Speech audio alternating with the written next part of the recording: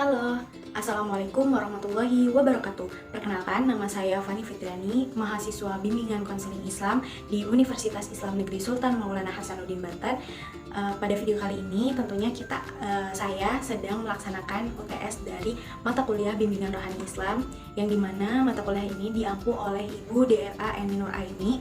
Nah, pada video kali ini saya ingin menarasikan terkait video praktek bimbingan rohani Islam yang saya sudah tonton melalui YouTube, di mana pada video tersebut ada seorang konselor di salah satu rumah sakit yang sedang melakukan kegiatan bimbingan rohani Islam kepada salah satu pasiennya.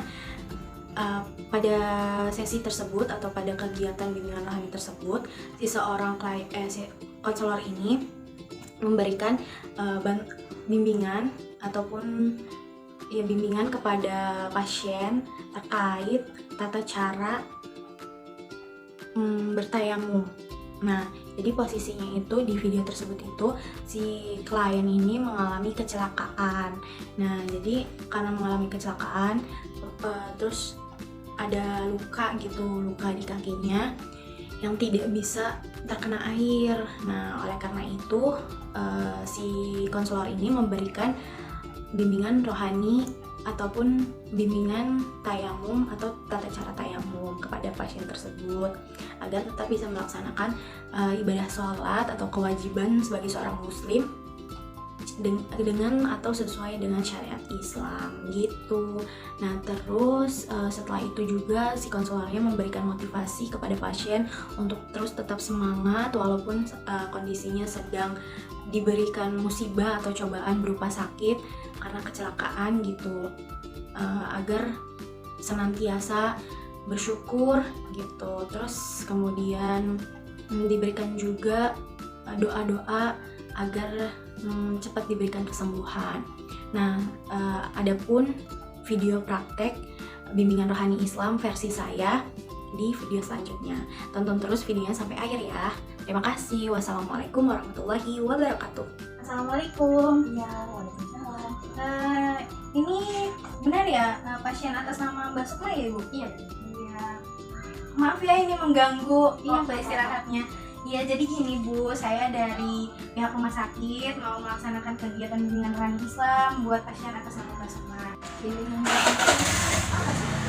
Jadi bimbingan rohani Islam itu adalah bantuan yang diberikan konselor kepada pasien. Nah, tujuannya itu untuk membantu pasien agar bisa termotivasi, Ibu, agar tidak merasa putus asa gitu, karena kondisinya lagi sakit gitu kan ya, pasti ada rasa putus asa, agar Mbak Sukma juga tetap melaksanakan syariat Islam walaupun dalam keadaan sakit gitu. Tadi Mbak Sukma hari ini gimana nih keadaannya? Jauh lebih baik ya, alhamdulillah. Sebelumnya memang kenapa nih Ibu Mbak Sukma Ini hari pulang tuh kecelakaan, terus akhirnya ada luka di kakinya, terus lukanya ini nggak bisa kena air itu. Iya. Oh iya, itu untuk programnya itu sudah ada di rumah sakit atau kita bayar sendiri?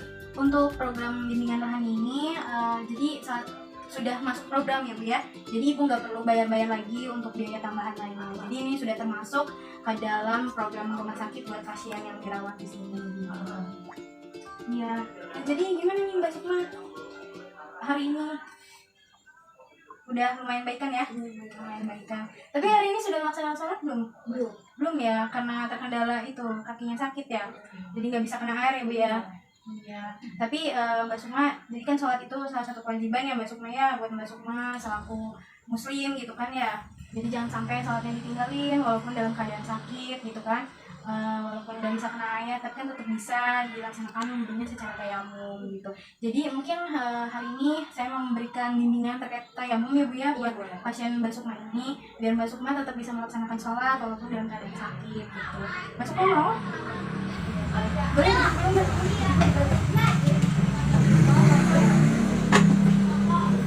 Masih sakit ya? Nah, jadi sebelum sebelum kita melaksanakan tayamum, Mbak Sukma untuk membaca niat dulu nih. Mbak Sukma sudah tahu belum niatnya seperti apa? Belum ya. Oke, Mbak Sukma, sekarang kita baca niatnya dulu ya. Niatnya ikutin saya ya Mbak Sukma ya. Bismillahirrahmanirrahim. Bismillahirrahmanirrahim. Nawaitu tayamuma Nawaitu tayamuma li istibahati sholati istibhati sholati fardholillahi ta'ala. lillahi ta'ala.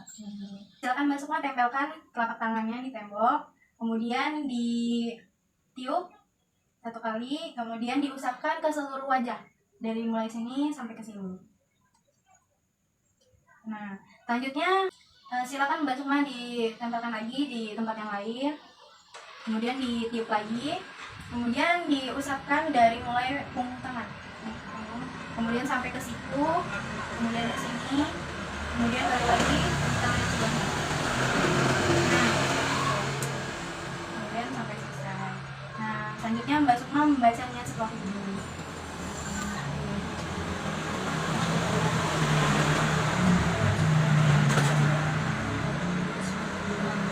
Nah, alhamdulillah Mbak Sukma bisa melaksanakan sholat bisa seperti biasa. Bukan dalam keadaan ini. Silakan Mbak Sukma.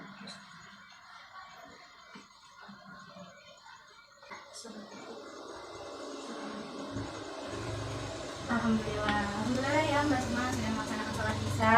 Nanti kedepannya, tapi semoga cepat sembuh ya Mbak Sukma ya. Kalau amin, semoga Mbak Sukma cepat sembuh ya. Kalaupun nanti Mbak Sukma belum bisa pulang juga, Mbak Sukma bisa melaksanakan sholat dengan apa yang sudah saya ajarkan tadi gitu, sesuai dengan syariat Islam ya Mbak Sukma ya. Tapi ya tolong ya diarahin anaknya. Mungkin itu aja sih dari saya. Semoga Mbak Sukma tetap semangat menjalani kegiatan hari-harinya walaupun dalam keadaan sakit. Mbak Sukma nggak perlu merasa bahwa ini tuh salah satu ujian yang sangat berat buat Mbak Sukma, karena setiap manusia itu pastinya diberikan ujian, baik secara ekonomi, baik secara seperti Mbak Sukma ini diberikan sakit, tapi Mbak Sukma harus menerimanya secara lapang dada bahwa ini adalah salah satu bentuk rasa sayang Allah kepada Mbak Sukma ya. Jadi nggak perlu merasa putus asa gitu ya Mbak ya. Iya, semoga cepat sembuh ya Mbak ya. Mungkin itu aja Bu dari saya. Mohon maaf mengganggu waktunya ya. Iya, terima kasih ya. Terima kasih. Bu, Mbak Sukma selamat istirahat kembali. Assalamualaikum.